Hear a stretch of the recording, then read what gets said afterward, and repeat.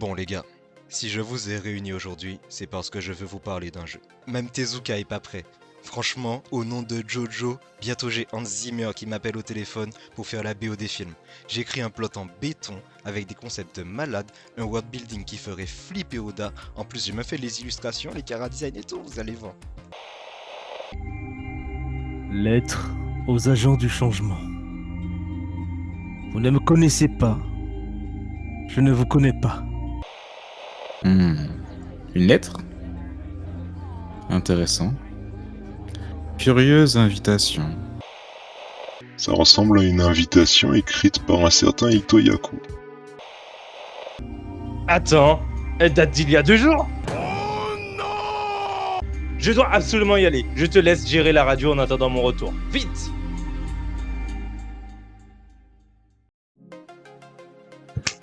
Bon, maintenant qu'on a terminé de créer nos persos, il est temps de commencer le jeu. Margulox est au pouvoir depuis bien longtemps avant la naissance de nos héros. De rares légendes, bannies par le groupe social dominant, racontent néanmoins le temps où les principes de notre société étaient bien différents. Le peuple avait été témoin de l'ascension au pouvoir du tyran, ne réalisant pas que c'était avant tout leur abstention qui formait à l'origine la puissance et la déviance dont ils jouissaient.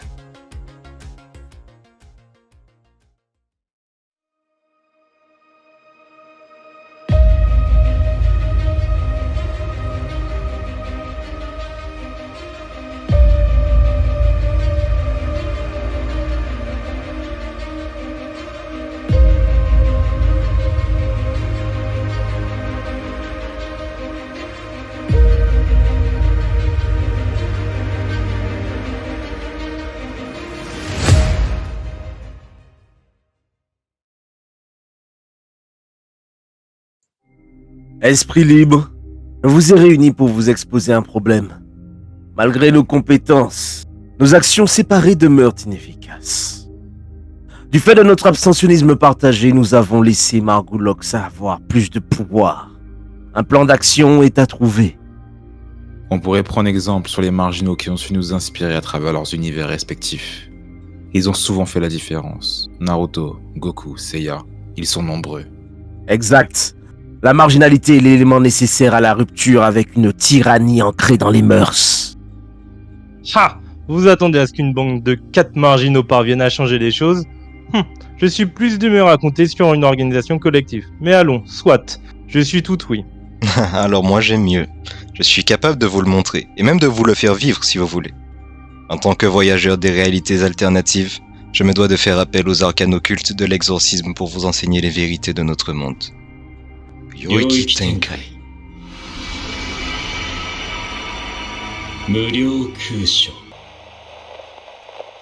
Alors le Japon possède une très forte identité. Il fait rêver bien des personnes à travers le monde, hein. Et ça depuis le 19e siècle, mais c'est pas du tout le sujet. Attends mec, tu peux faire des extensions de territoire? T'inquiète même pas mon pote, et pour l'anecdote, figure-toi que j'ai toujours pas réussi à décrocher mon examen Chunin, mais t'en fais pas, c'est le ninja qui compte pas le bandeau. Dany, on vient à peine de commencer, tu pars déjà en vrille. J'ai l'impression de perdre de la mémoire vive à chaque bêtise que tu dis et j'ai grave la flemme de finir avec la rame d'une Nintendo Switch. Alors reprends ton explication. Oui monsieur. En effet, le pays du soleil levant, par ses paysages spécifiques, son histoire, ses arts fascinants, a toujours réussi à s'ancrer dans l'imaginaire du reste de la planète. Et entre autres, on pourrait citer les arbres sakura, le mythe du samouraï, celui du ninja, les arts martiaux, le manga et bien d'autres choses, car cette liste n'est absolument pas exhaustive. Cependant, bien souvent idéalisée, il y a une autre réalité qui est dépeinte par les Nippons eux-mêmes. Et oui, en effet, des critiques régulières concernant la société moderne japonaise sont souvent exprimées. Et dans cette dénonciation, on retrouve plusieurs idées communes. Le fait qu'il y ait peu de place pour l'individualisme dû à un conformisme exigé. Les inégalités sociales, le patriarcat, le productivisme intense, en exigeant une productivité économique, merci le capitalisme on le rappelle, même lorsque la santé des humains ne suit pas. L'ensemble de ces points négatifs fait naître un profond sentiment de malaise ambiant au sein de la structure nippone. De nombreuses voix accusent ces mots actuels, et Gege Akutami, l'auteur de JJK, en fait partie. Je crois bien qu'il y a incompréhension les camarades. J'ai déjà étudié cet univers. D'ailleurs, un élément a été oublié, car toute cette histoire est bien géographique. Pas de pays inventé à la Naruto, pas de périphérie tokyoïte à la Bleach, non. Nous sommes dans le centre, ou plutôt les centres urbains de la mégapole japonaise, et les éléments fantastiques sont liés à ces décors. Les différents lieux de la ville, écoles, prisons, quartiers d'affaires, sont le berceau d'entités étranges, les fléaux. Ces êtres naissant des sentiments négatifs des humains, se multipliant davantage à Tokyo que dans les milieux ruraux. Cette géographie sert à la mise en scène de Akutami. Les principaux arcs ont lieu dans des quartiers de Tokyo, Shibuya, Shinjuku ou encore dans la métropole de Sendai. La verticalité de Tokyo, composée de ces immenses gratte-ciels, permet d'établir un ordre de grandeur et donne de l'explosivité lors des affrontements. La ville est d'ailleurs bien souvent en ruine à la fin de tous ces grands moments de combat. La densité de population ajoute un enjeu de taille pour les protagonistes qui se retrouvent dans la difficulté de sauver une foule d'innocents, que les antagonistes d'ailleurs utilisent comme bouclier. Les personnages eux-mêmes veulent changer d'espace, tel Nanami, un employé de bureau qui veut partir sur le littoral. Oui, Gege traite de la société japonaise et présente la ville comme une prison pour l'humanité. Néanmoins, n'oublions pas qu'il s'agit aussi du lieu dans lequel nous avons vu nos protagonistes vivre, se rencontrer, s'amuser et s'attacher. Nos protagonistes cherchent à changer la ville en agissant. Yuji ne fait-il pas lui-même de ce lieu de fléau son havre de paix ? Après tout, un géographe comme David Harvey nous rappelle qu'en changeant, on change la ville. C'est un droit à nous changer nous-mêmes en changeant la ville de façon à la rendre plus conforme à notre désir le plus cher. Ouah, attends, elle sort d'où la citation là? Comme toi qui peux nous projeter ailleurs, j'arrive à faire venir plein de voix d'ailleurs. Oh, quel pouvoir magnifique. Je devrais en savoir plus. En tout cas, il est toujours bon de rendre à César ce qui appartient à César. Comprendre la condition d'un auteur est une clé dorée pour découvrir les secrets d'un récit. Au-delà des personnages, la conception des combats est un élément primordial. Dans Bleach, c'est souvent par fierté ou arrogance qu'un ennemi puissant va exposer ses capacités.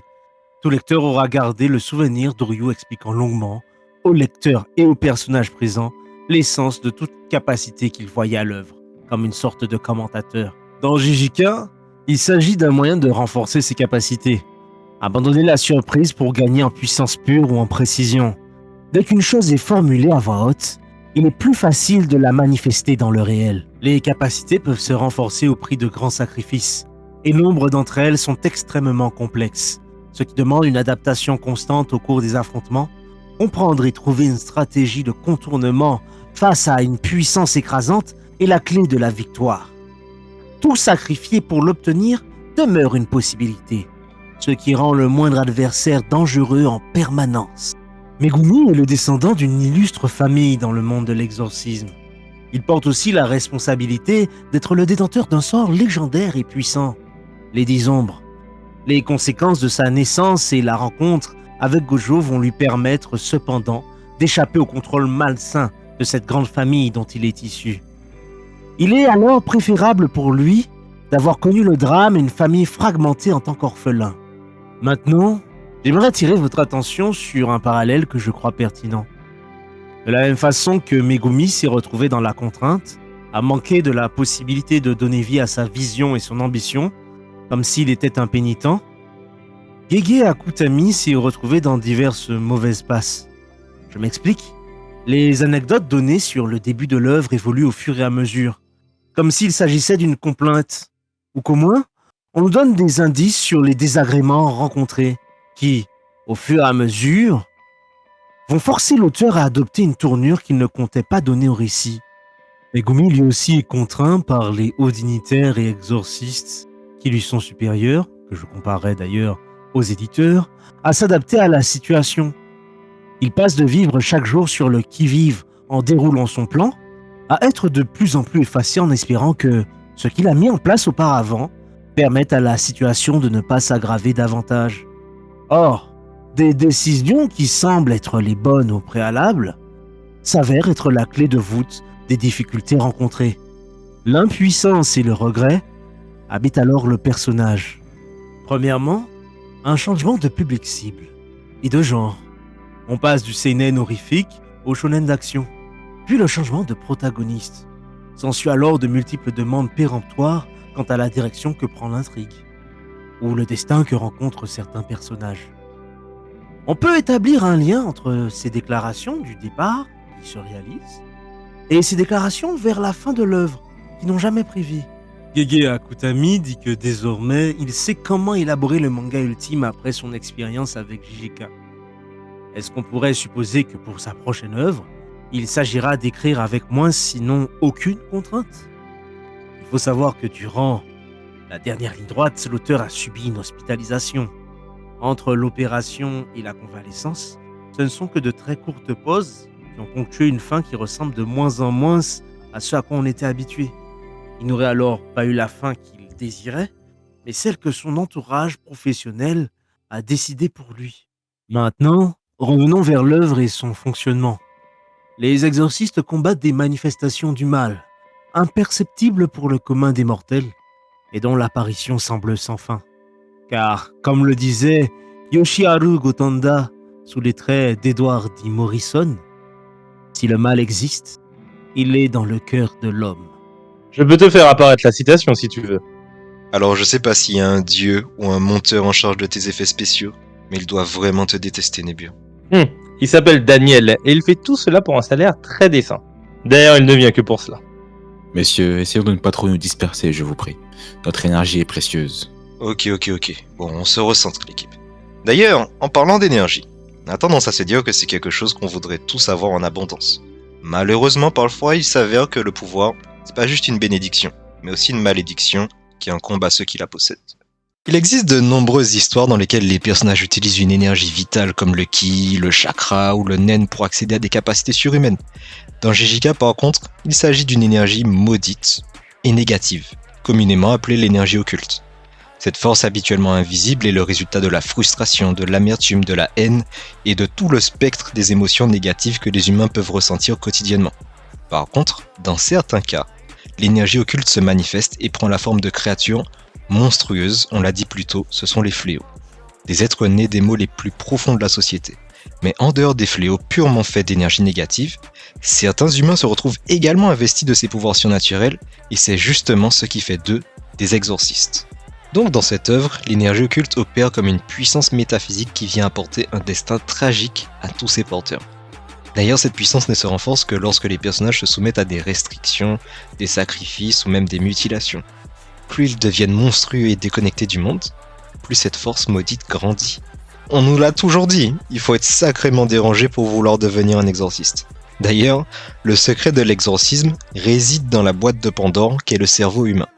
Pour atteindre les sommets de l'exorcisme, notamment à travers la maîtrise de l'extension du territoire, il ne faut pas simplement avoir de la chance ou posséder un sort puissant, ou une grande quantité d'énergie occulte. Non. La base, ce qui est vraiment important, c'est avoir de l'ego.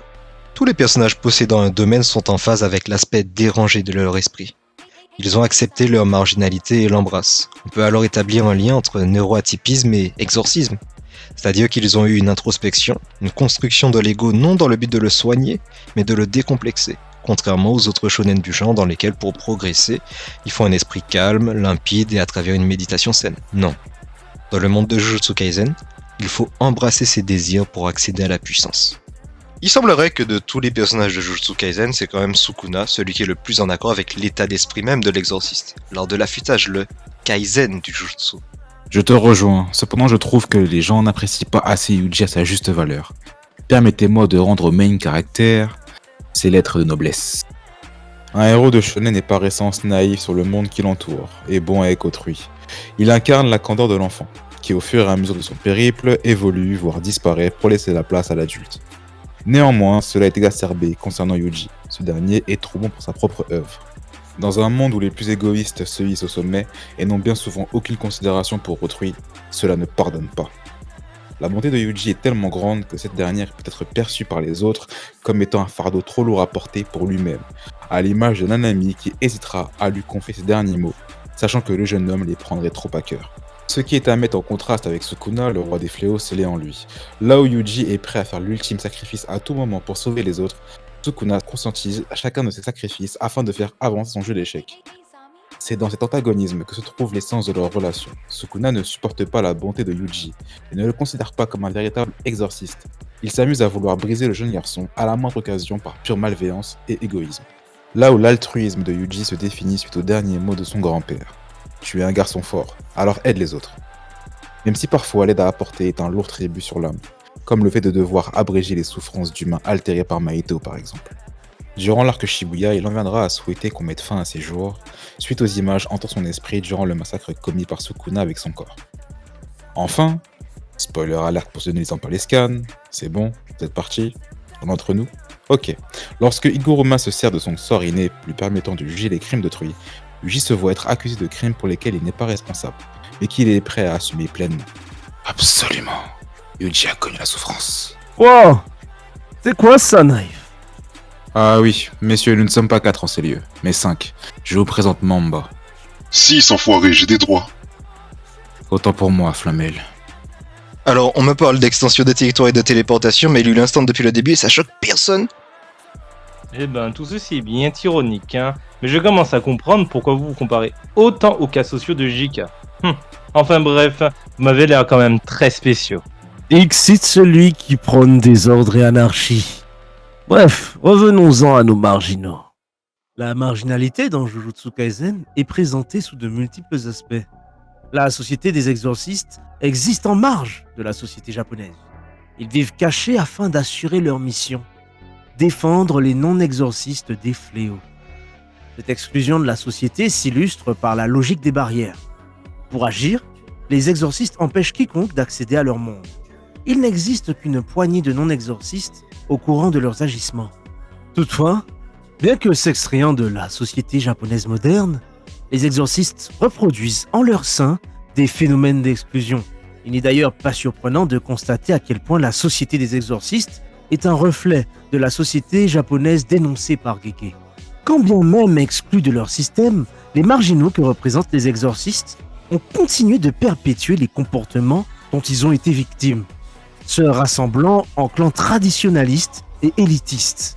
De nombreux facteurs comme la généalogie, le genre ou la classe sociale sont considérés comme des critères de sélection ou d'exclusion selon le point de vue.